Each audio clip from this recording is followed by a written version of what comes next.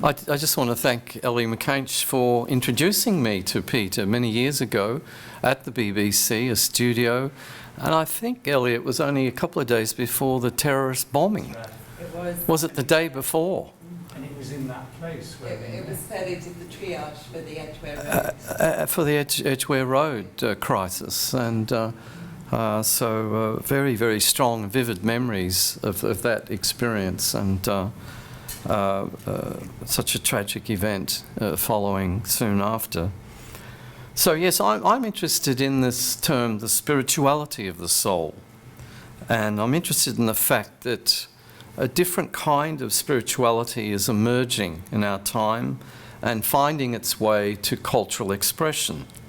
And by the way, the lady at the back who's interested in Kandinsky, I'm giving a talk on Kandinsky and spirituality in Sydney, where you live, I think, at Sydney University. I think it's in June, the Religion, Literature and Arts group there.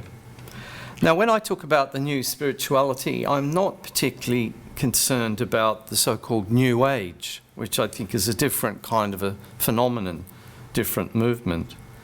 But the new spirituality, which is, I see, emerging broadly in Western societies.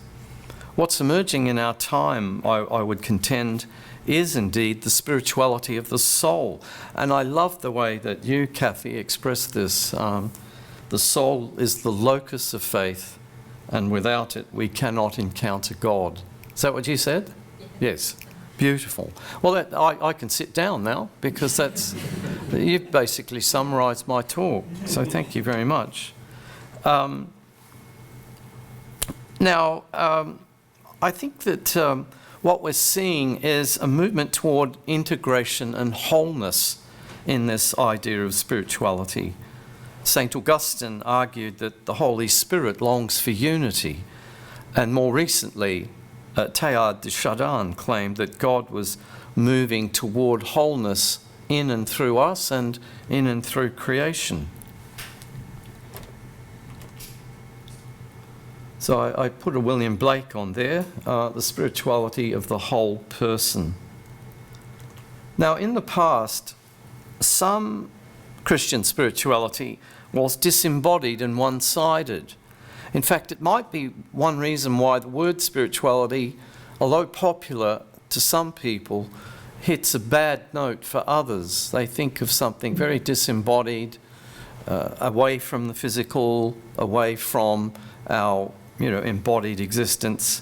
Because in the past, there was a kind of a rarefied spirituality which was inspired by a spirit which wanted to shake off the constraints of our physical embodiment, and very punishing toward the body, and thus there are doubts today about whether it was truly incarnational.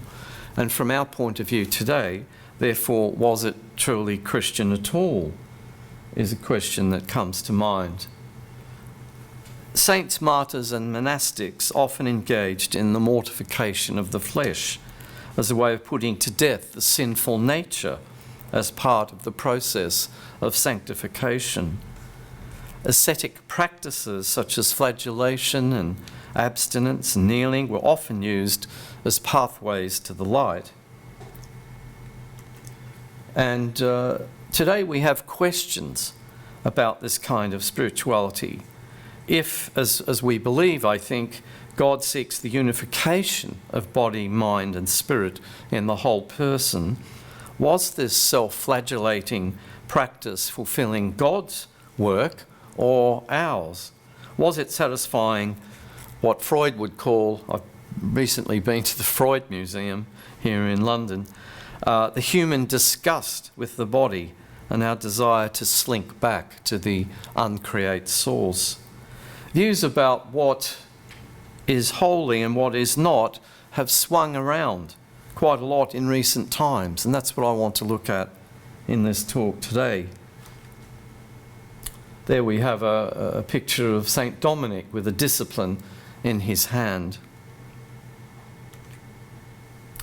Now, like a lot of us in this room, I'm sure Meister Eckhart has been a major influence on my thinking. he said, we are meant to be mothers of God, for God is always needing to be born in the human soul, is actually at the end of that sentence. So our understanding of God seems to have changed dramatically. And I also think we have a different understanding of incarnation. Certainly from when I was a child, back in the 1950s, there was only one incarnation, and that was the incarnation of Jesus. And the rest of us were sort of onlookers to that absolute and huge event. But through the influence of mysticism in particular, and the spiritual discourses of the last couple of 100 years, we're beginning to think differently about incarnation.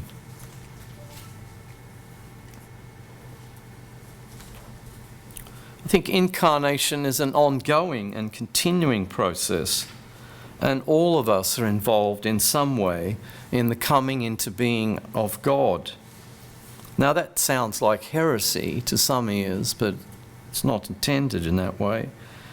By the way, I went to a conference at Oxford some years ago on Meister Eckhart, organised by the Dominican order, which was his own order, to see whether the bans could be lifted on Meister Eckhart's work. And there were some wonderful papers presented, and I sat through 3 days. And at the end, the leaders of the Dominican order met and gave him the thumbs down, as though he's still banned officially by his own order because of this issue to do with incarnation. This is the sticking point. That do we see incarnation as Jung sees it, for instance, as ongoing and continuous? Or do we see incarnation as a once-only absolute event in the life of Jesus? Or is Jesus modelling for us how we should all live in terms of becoming sons and daughters of God? But in our psychological era, the burden of sin, as it were, if anyone still believes in sin, has shifted from the body to the ego, I think. This is the next slide. The ego has replaced the body as the purported barrier to God. Sin, in Greek, hamartia, is to miss the mark or to fall short. And of course, it's not this simple, is it? Because without ego, we would not function. Go to any insane asylum and you can see what happens when the ego gets annihilated or flooded. There would be no self to meet or incarnate God. So a lot of people, I find, especially in the New Age movement, have an incredibly negative view of the ego. But in fact, the ego is vitally important. As the saying has it, the ego makes a wonderful servant, but a lousy master. And I think that's a good way of viewing the ego's relationship to the divine. An Australian poet, James Macaulay, a very strongly Catholic poet, wrote, "I am impatient for that loss by which the spirit gains." And I think if sin means anything today, it refers to whatever is blocking the path to what Thomas Merton calls the true self that might live under the influence of the divine. Now, how the spirituality of the past was reconciled with the Jesus of the fourth gospel, I don't know. Because in the fourth gospel, we see Jesus saying, "I've come that you may have life and have it more abundantly." Now, in earlier centuries, the eternal life was sought through the mortification of the body and its desires, and the life in this world was not seen as important. Often it was seen, indeed, as an obstacle to eternal life. But today, with our new understanding of incarnation and holiness, life in this world is given more significance than perhaps it was in the past. We no longer view things through the dualism that set this world and eternity apart. Indeed, mysticism teaches us to see eternity in this world. That, of course, is the message of the great poet and artist William Blake, to see eternity in a grain of sand. And so with our different reading of things now, and a new, particularly feminist-inspired theology of embodiment, we go about the task of living in different ways. Spirituality has what I would call a warmer glow. It's red or yellow. It's not ultraviolet or coldly blue anymore. Now, there are many theories about the soul and lots of definitions about it, and I can certainly recommend Peter Tyler's book, which I read with great interest. Thank you, Peter, and congratulations for the book. I think I endorsed it, did I? Yes. It's Don't go back on your endorsement. No, I won't. I'll add to it, if anything. I think it's such an important book, really is, and I'm so excited by its formal release today. But there are many theories of the soul, and Peter's book goes through quite a few of them. One of the ideas of the soul that I'm interested in is the soul is a vessel in which the spirit is held, so that spirit might connect with life and be brought into time and space. In holding spirit in this way, spirit is transformed and incarnated in the body.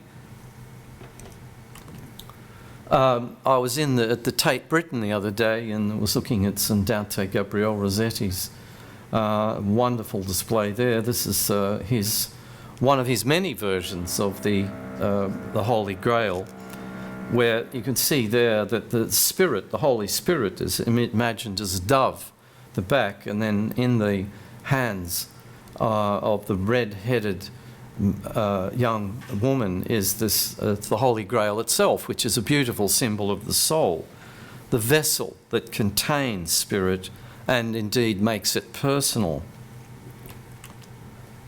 Soul, for the Neoplatonic tradition, was a quality of the world, and I want to talk about this today. Animamundi. In fact, there was a conference last week in Kyoto called Animamundi with about 1,000 people present. Unfortunately, I couldn't get to it because I was in Oxford, but it shows you there's a great deal of interest in Animamundi at the moment. The bridge, as you see in that picture there, between heaven and earth. It's a bit like Jacob's ladder with ascending and descending angels. The idea of Animamundi, the soul invites and encourages two-way traffic, as it were, between heaven and earth. Now, I like this theory as well.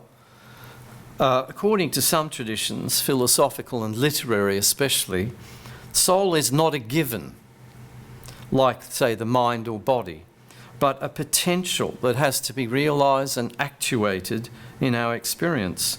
Soul is made as a result of the interactions between mind, body and spirit. So here, the site of interaction, that's called the mandala.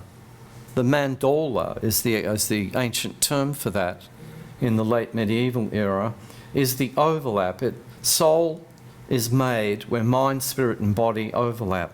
And that's actually very Jungian for those of you interested in the Jungian side of things. This is a beautiful piece from Psalm. As a deer longs for flowing streams, so my soul longs for you, O God. My soul thirsts for God, for the living God. When shall I come and behold the face of God? So this is the soul that invites God to draw down God, draw down Spirit and the Holy Spirit into itself, like manna into a vessel. And when the soul is inseminated in this way, and I'm using that word advisedly, it's a form of insemination, almost a metaphysical sexual interaction takes place, I think, between the spirit and the soul.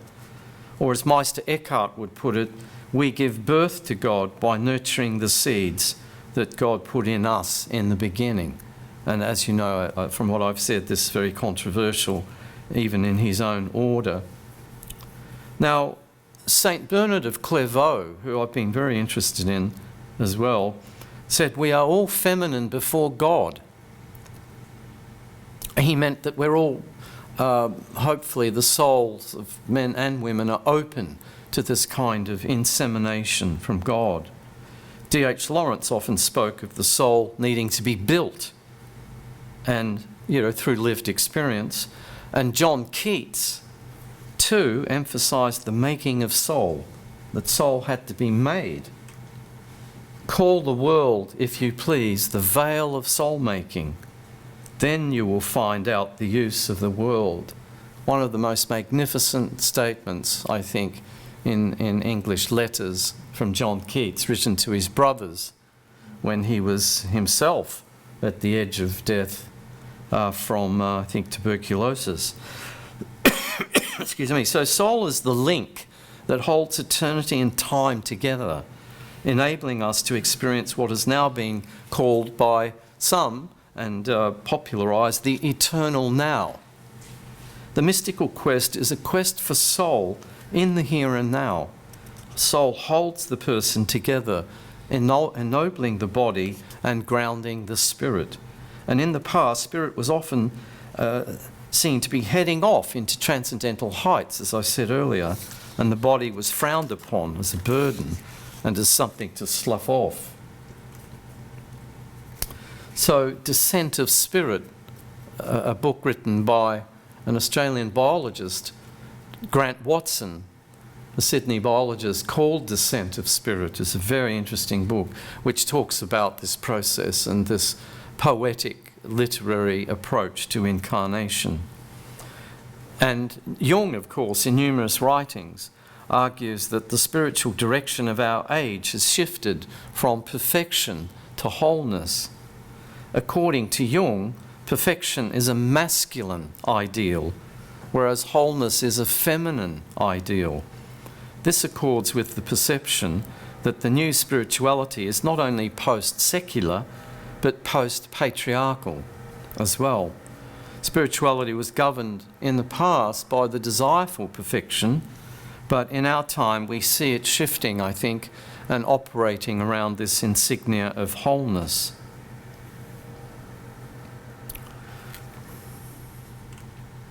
The more I reflect on this, the more I think that our internal life, and as a natural introvert, I'm very conscious of the internal life on a daily basis, is in fact an ecology. To have mind, body and spirit working together to create the soul or make the soul, as John Keats put it, is in fact an ecological enterprise. We are in the midst of the pillaging and rape of the psychological ecosystem, the ecology of the soul, says Australian artist Michael Leunig. And he argues in his work that wholeness cannot be confined to psychotherapy, but needs to be seen as a modality of the universe, of the interconnectedness of all things. I'm not sure if his work is known here in Britain. Is it? Probably not, but he's quite well known, of course, in Australia, New Zealand, and in the United States as well. So then we move on to this interesting overlap at the moment between ecology and spirituality, which I think are two parallel but intersecting discourses. And as Fritjof Capra says, ecology and spirituality are fundamentally connected because deep ecological awareness ultimately is spiritual awareness. And we have an interesting book there. It's called Spiritual Ecology, A Quiet Revolution by Leslie Sponsel. Now, this is a quote from Peter Van Ness. He said that the new spirituality is the quest to connect ourselves as wholes with reality as a cosmic whole. To connect ourselves as wholes with reality as a cosmic whole. A very, very interesting idea about what spirituality is in this new key. So ecology becomes the keynote of our internal and external lives. But I want to take this a step further today. The soul of the world and the human soul are aspects of the same thing. They are only different through our dualistic lens. what we do to the one impacts on the other. I did my training in the Jungian work with James Hillman in the United States. He died a few years ago. And he said, the soul of the individual can never advance beyond the soul of the world because they are inseparable, the one always implicating the other. And he continued, any alteration in the human psyche resonates with a change in the psyche of the world. This is very ecological thinking about the soul. He wasn't terribly interested in spirit, nor was he interested in Christianity, but I make use of his work a great deal. That book there, as you can see, is called The Thought of the Heart and the Soul of the World. He was a Neoplatonic scholar and gained a lot of his ideas, I think, from people like Plotinus and Ficino, Bruno, and the people of the Florentine Renaissance. So it's often said, and I say it too, because we're so used to saying this, that the soul is within us. But I've become persuaded that it works the other way around. We are in the soul. And this is intersected with another dimension of my work, and I'm working on a book on this at the moment. Book writing, Peter, is a habit. It's hard to kick, you know. It's worse than smoking. It's worse than smoking. And you need nicotine or something to try and get it out of your system. But I was brought up, I think, in the 50s with the idea of the classical, that the universe was down here and God is way up there. And I was told, because I grew up in Alice Springs, a little tiny town in the centre of Australia, in the middle of a vast desert. And I grew up alongside Aboriginal cultures. And I'm talking about that tonight at the Westminster Cathedral. And that was reviled by the Christian missionaries as pantheism. Why? Well, because it was felt that pantheism was that God was in all things, but there wasn't room, as it were, for what's so important in our Judeo-Christian tradition, which is that God is beyond things.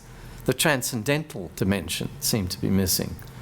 So some clever German philosophers and theologians have come up with this term panentheism, which doesn't mean God in all things, but quite distinctly, all things are in God. All things are in God. And in that sense, we too are in the soul rather than the soul in us. So this is a 17th century German woodcut which shows somebody finding, as it were, a little opening to the soul of the world, an inwardness which is in all things. So under the influence of James Hillman and his Neoplatonism, I've become aware that the soul is perhaps like an inverted funnel. That's an image that comes to mind.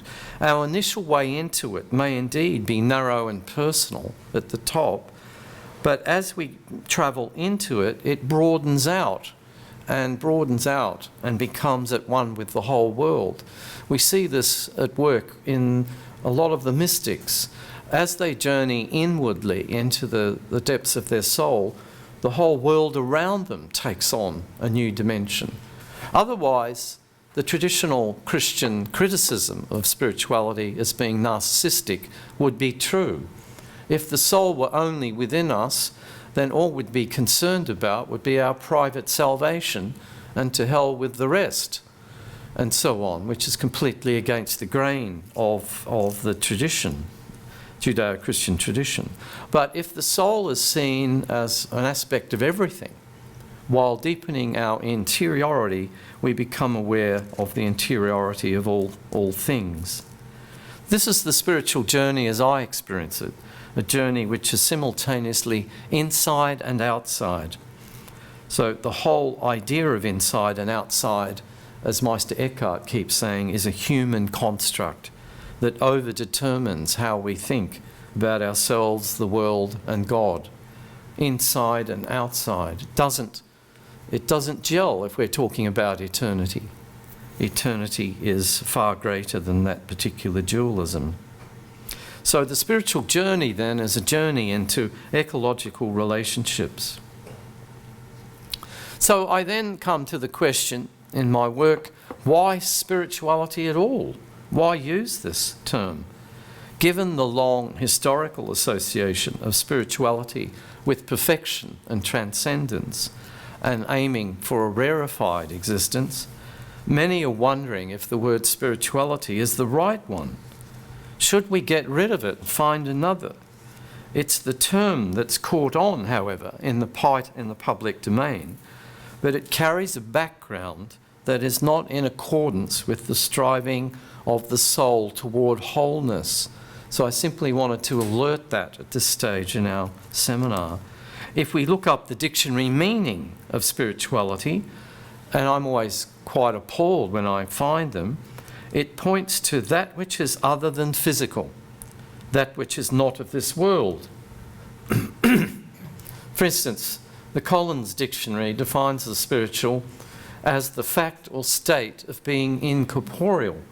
And the Macquarie Dictionary, which came out of Sydney some years ago, defines spirituality as pertaining to the spirit or soul as distinguished from the physical nature, non-material. Either the dictionary definitions are out of step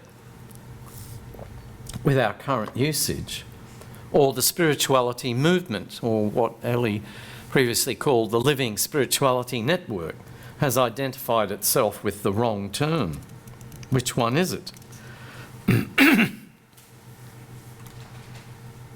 The French philosopher Pierre Hadot admits that spirituality is not such a great term for all of the above reasons, but that linguistically, he says, it's nevertheless necessary to use this term, he says somewhat reluctantly. And then he goes on and he says, no other adjectives we could use, say psychic, thought, of the soul, covers all the aspects of the reality we want to describe. So we might have to keep using it, but we have to keep redefining it. In fact, the transpersonal psychologist Ken Wilber feels obliged to qualify the term by using the appellation embodied spirituality. I've noticed in the United States at the moment that this is the term which is preferred.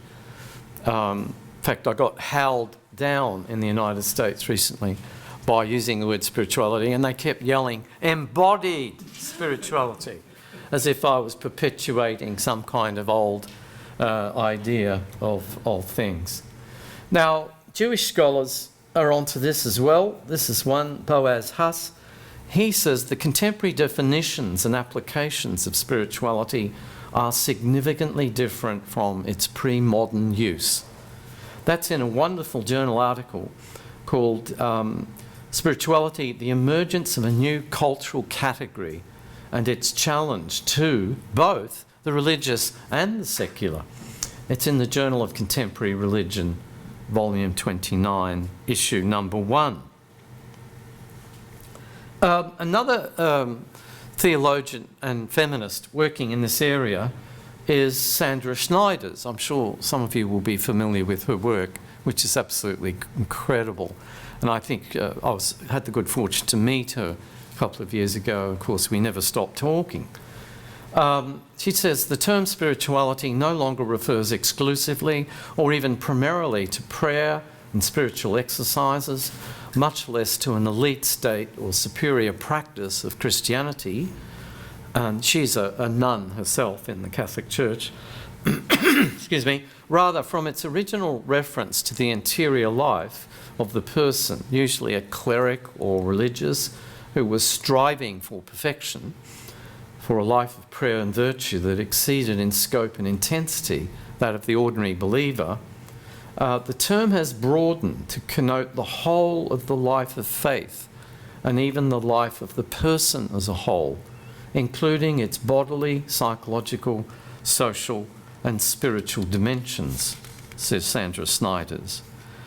Her works on this topic are remarkable, and she's both influenced, of course, by Catholic theology on the one hand and feminist theology and feminist philosophy on the other. So what Sandra Snyders goes on to say in this essay is that if people say they are seeking spirituality, this doesn't mean they are necessarily wanting to be saintly or even good in the conventional sense. It simply means they are seeking to be authentic, to be whole or legitimate. It means they are wanting to recognise and experience every aspect of their lives. So the background idea of this, of course, is borrowed from psychotherapy. It's the recognition that the bringing together of our various parts has a healing effect on the personality. Some of you might know the work of Philip Reef, who wrote a very influential book called The Triumph of the Therapeutic. And he argued that the therapeutic professions and the therapeutic industries, he called them because he was being a bit negative, has actually shifted the way we view spirituality.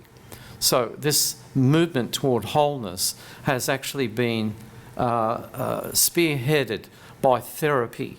And he's against it, actually. He writes against that idea, thinking that spirituality and psychotherapy should be separate things. I argue the opposite. In my work, I think that any good psychotherapy has to involve a spiritual dimension because it's about the coming to be of the whole person. This is Boaz Huss again, who's been influencing me lately, a Jewish scholar. And he said in the second half of the 20th century, and we'd have to add and into the first half of the 21st, the term spirituality underwent a major shift. The opposition of the spiritual on the one hand and the fleshly and material on the other, which was central to the earlier perception of spirituality, became blurred, and instead a new defining dichotomy emerged, juxtaposing spirituality with the category it was previously closely related to, namely the religious. And of course this is, I was reading in The Guardian recently, a marvellous newspaper. I wish we had a similar newspaper in Australia. At least we can get The Guardian online thanks to the internet. Said now that there are, the biggest category in Britain at the moment is spiritual but not religious. I'm a bit ambivalent about this because I'm a bit conservative, perhaps a bit old-fashioned. I think the spiritual and religious belong together, and that what we're seeing at the moment is a temporary crisis in which they seem to be like separating continents. You know, there's continental drift. Spirituality's going this way and religion the other. But I think, especially when I was at St Paul's Evensong the other night, I felt this magnificent sense of the coming together of spirituality and religion. And a lot of my work is about this. I think that if we read the signs of the times, it looks like religion is declining and spirituality is booming. But I feel that it's true, excuse me, but it's a sort of an optical illusion. And I feel that in time, spirituality and religion will come together again.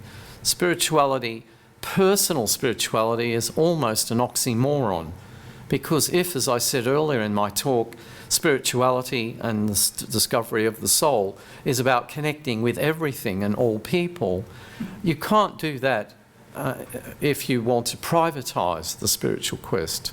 So the privatisation of spirituality is something I'm very wary of, and I think it can lead to increasing isolation and loneliness.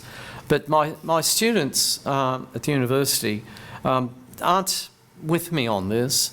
Well, you know, they're not my age. I'm 40 years older than them, and I've thought about it 40 years more than they have. But I feel that spirituality needs religion because it needs a common language in particular. It needs tradition to draw on. It needs historical background and great minds and great thinkers. And of course it needs community and fellowship. And those four things are, I think, what will rebind, which is the very word religion means to rebind, doesn't it? Religio, to bind back to. And so I've often had to tread very carefully in my lectures. I've been giving a course at my university on spirituality, and mostly 95% of the students going, spirituality, yay, religion, boo, that type of thing. And I have to be very, very careful because they're in a very different psychological place to where I'm at. And as I get older, the importance of religion looms even larger for me, rather than less. Now, we're often in trouble if we want to square holistic spirituality with certain passages of St. Paul's letters. I mean, I have this ambivalent relationship with St. Paul. I love St. Paul, and I think he is unfairly dealt with at times. I think he's a beautiful, mystical writer. He says in Corinthians, I live, yet not I, but Christ lives within me. See, what's more mystical and wonderful than that? And yet we have things like this, which is not so helpful for us today. Live by the Spirit, I say, and do not gratify the desires of the flesh, for what the flesh desires is opposed to the Spirit, and what the Spirit desires is opposed to the flesh. See that all this opposition? And for these are opposed to each other to prevent you from doing what you want. Galatians chapter 5. And so I struggle with this. Because the students that I've had for the last 30-odd years have been saying, they like quoting Einstein in their essays. Einstein famously said, the future of religion is Buddhism. And I used to get that in about every second essay with students. It's on the internet, and you can get a nice little meme about it, The future of religion is Buddhism. And so they say, give up your Christianity, it's all finished, show's over. And I don't feel that way at all. I feel an enormous duty of care to my Christian tradition and background. It can weather this storm. It can take this on. And I can see little signs of it happening all throughout the world. Like tonight's group called Silence in the City at Westminster Cathedral. Now, of course, there is a dark legacy to all this. Priests behind bars.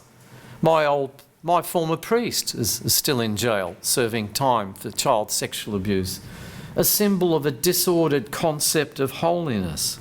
The holy man in a prison cell is the ultimate symbol of an ethic of perfection, which somehow went terribly wrong, lost its ecological integrity, as it were. And if something vital and constitutive of the human personality is forcibly suppressed, it will return, as Freud warned, as the repressed always returns in destructive, degenerate and morbidly pathological forms. So naturally I admit that this is an unfortunate symbol of our time, which has turned huge numbers of people off the churches, especially my own Catholic church, but others as well. It's just a tragedy. And it means that the Christian tradition, we just got sexuality horribly wrong. And we've got to sort of somehow go back and understand the relationship between the body and the spirit. And in this regard, I've been very influenced by Sandra Schneider's, by Sally McFaig, by all those feminist theologians in America like Elizabeth Johnson and so on, who were calling for, as I said before, embodied spirituality. Now, Peter, we started about 20 minutes late because of our introductions. What's that? You keep going. And I'm not sure if that means I lose time. Just don't you. Oh, okay. I'll deduct it from mine. Oh, no, don't deduct it from yours. But so after 2,000 years of trying to be perfect, we've come to accept that human beings are not capable of perfection. And to aspire to perfection guarantees that we become hypocrites and deceivers, as the critics of Christianity will readily tell you. And in recent times, sexual abusers and even criminals. So this move toward wholeness and not perfection is, I think, an urgent task of our time. And at the heart of it, of course, is the need to emphasise the feminine, because throughout Christian and Judeo-Christian tradition, it's been the feminine associated with the body, with sexuality, with the ability to give birth, and so on. And in a patriarchal tradition, the feminine hasn't been handled very well. And this is where Jung comes in, with all of his emphasis on the archetypes of the feminine and how a new God image is emerging in our time. So there are huge obstacles, I think, facing Christian tradition as it tries to move toward this new, you might call it holistic or soulful spirituality. Now, it has to be admitted that the East does mystical experience better than the West, which is why there is such widespread interest in Eastern pathways, especially among the young, but also among people my age as well. Because when I was a boy, the Beatles were huge, of course, and George Harrison was discovering what was his name? Bhagwan. No, it wasn't Bhagwan. It was the Maharishi, Mahesh Yogi. Bhagwan was a bit later, I think. But anyway, so a lot of people of my generation grew up in the late 50s and 60s, did go east. And in my view, Western traditions won't regain their former attraction until they learn what the East has always known, that one has to indeed start with the heart and work upwards from there. Now, when I was a boy in church, the idea was you would get, it was like the old jug of water, you're emptying into your head. You would get all your catechism and all your theology and all your doctrines and thoughts and prayers would come from the head.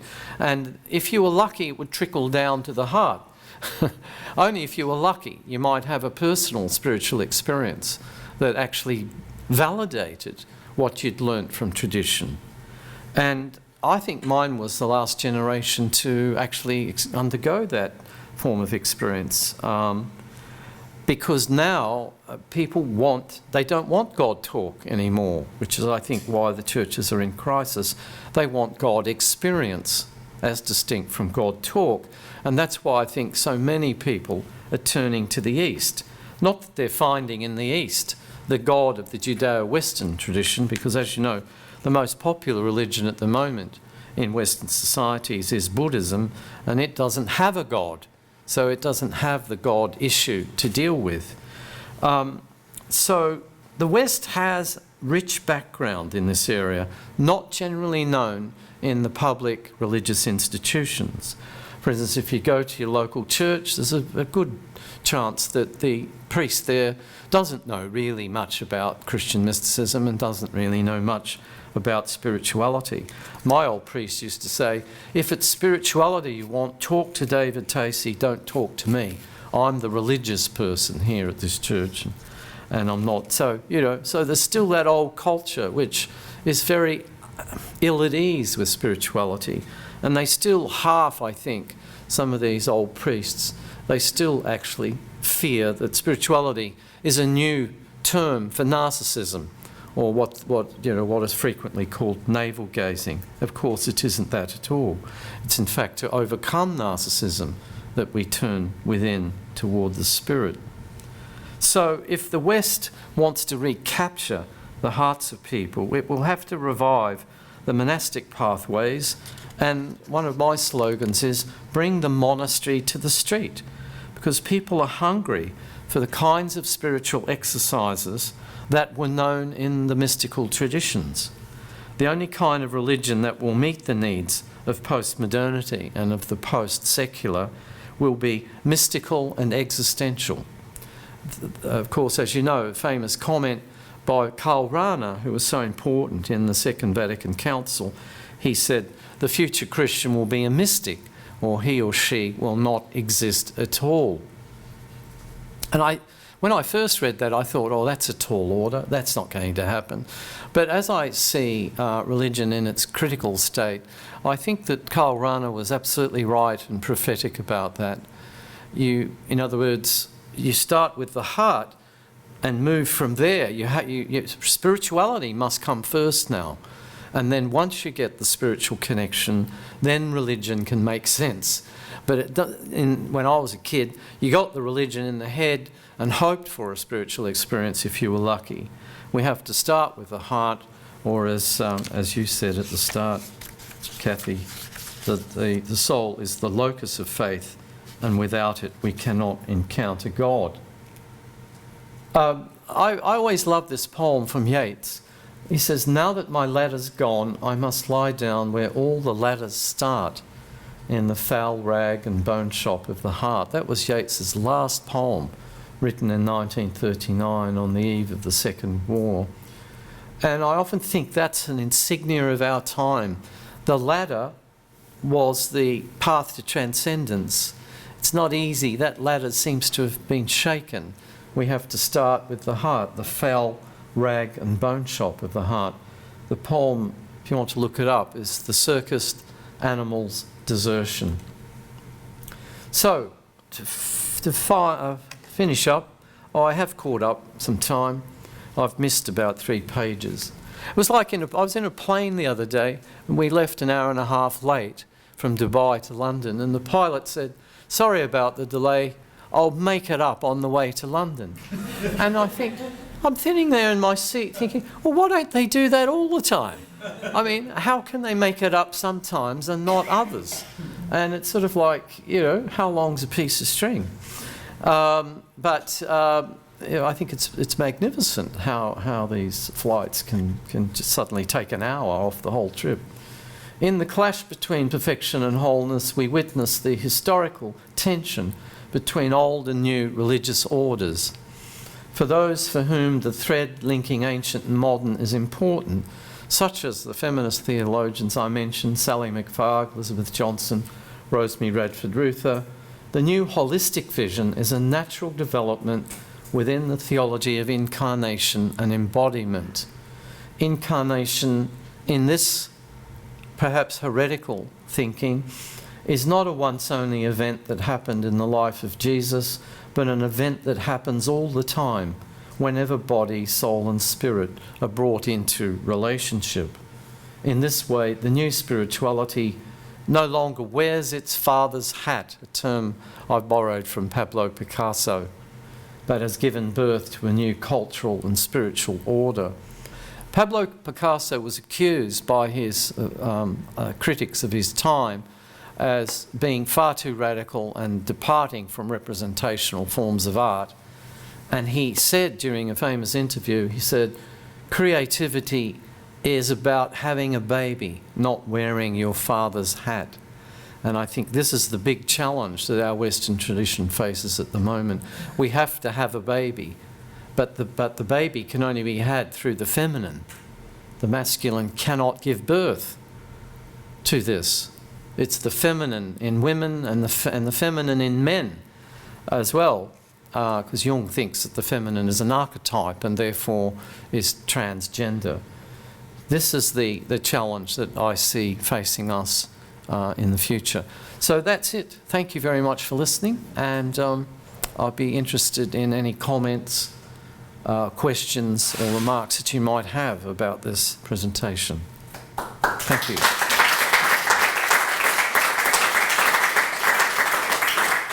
Perhaps we could have a few minutes.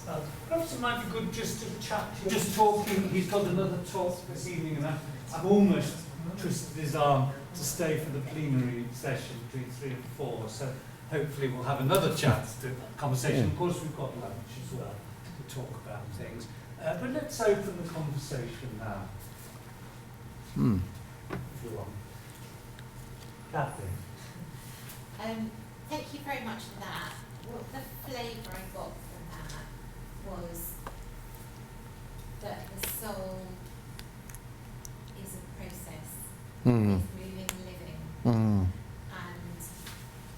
that it's very clear about the shifts in the differences throughout time.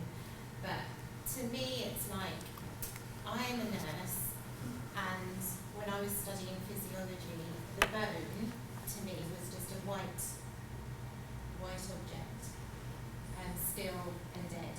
But when you study physiology, it's covered in blood vessels, and a living bone is actually pink.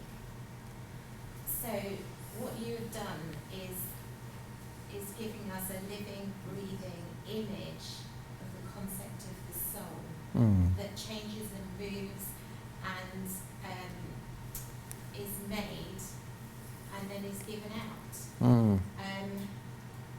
And I'm aware that spirituality and religion are seen as separate. I've experienced it as such, but my spirituality has grown out of an impacted experience of God. And I have found the midwives of spirituality should be the church, and they are very, very poor at it. Yes. I just wondered, in what ways where are the midwives of spirituality in our society today?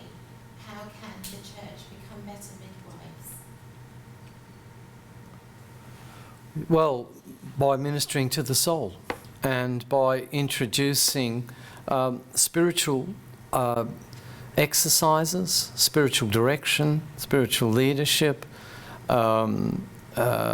meditation, contemplation into the structure of religion. So that's how we do it, I think. And that's why I said one of the slogans of my work is bring the monastery to the street.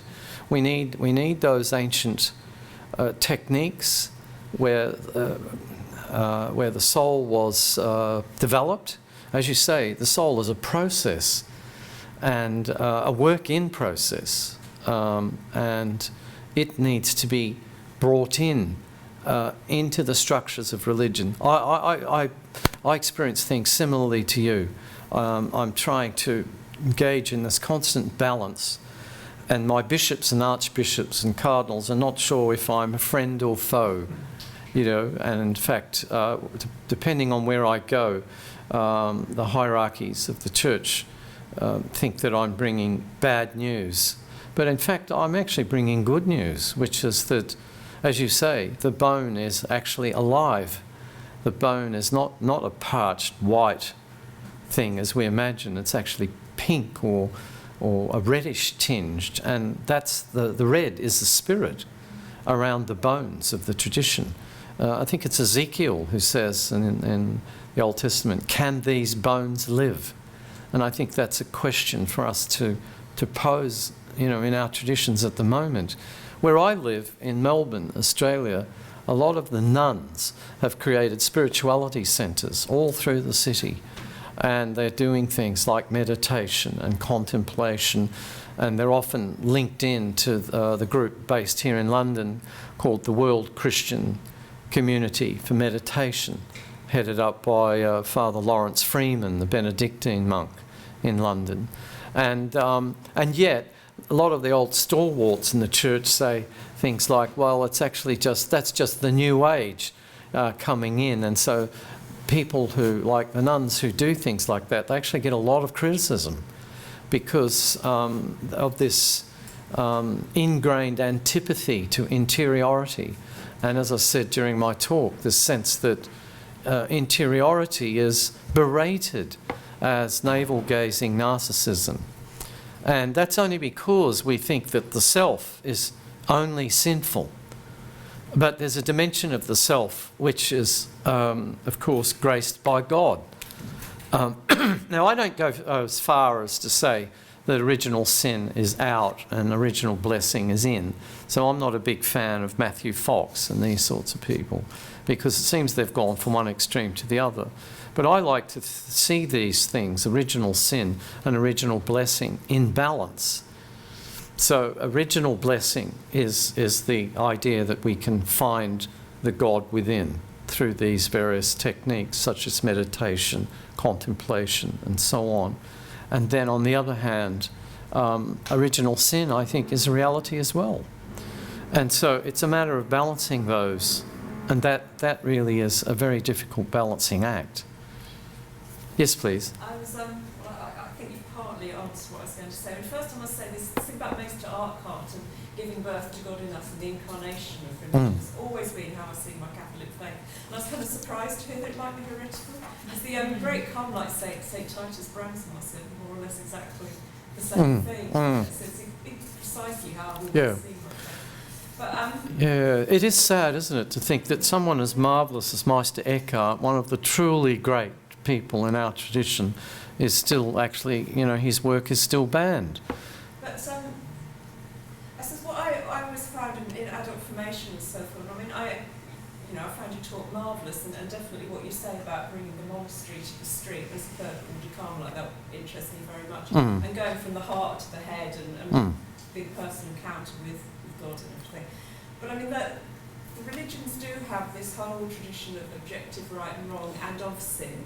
And I just wonder what you'd say about how you marry that up with the idea of authenticity and wholeness, which is our sort of current perspective. Because somehow, it seems to me, if religion and spirituality are going to come together, you've somehow got to have a relationship between those two perspectives. And for me, that's something I sort of struggle with.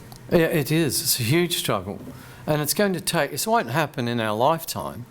I mean, you know, this perhaps is bad news, but I feel that what we're looking at is it's going to take hundreds of years.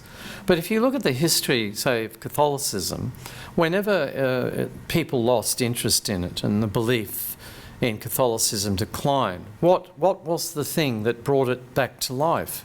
Always the mystical. I mean, Peter, you've written on Teresa of Avila, haven't you? Yes.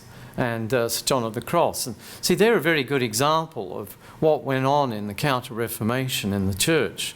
The Christianity at the time was waning, and people, you know, the rise of science and Galileo and the early origins of the roots of the Enlightenment were there too. It's the mystical that saves and redeems religion over and over again. And you look at it, it's about in the history of the Catholic Church, it's about every 200 or 300 years, it's the mystical which, when people realise how important it is, it's not the enemy of religion, as a lot of people in the hierarchy thinks. It's the very, very substance that makes religion meaningful. So do people in the hierarchy actually do feel it is? No, I don't think they do. Not at the moment. But I mean, I think the scholars understand this, like myself as a scholar, a Catholic intellectual. You can see this patterning over time that, as you might say, the orthodox face of religion goes down, the mystical comes up. Some people in the Church do get this, like, for instance, Cardinal Martini, the former Archbishop of Milan. He says we've got to abandon our conventional faith in order to find what he calls a deep faith. And he means reaching into the heart, which is really what is being called spirituality. So some people get this, and some people don't.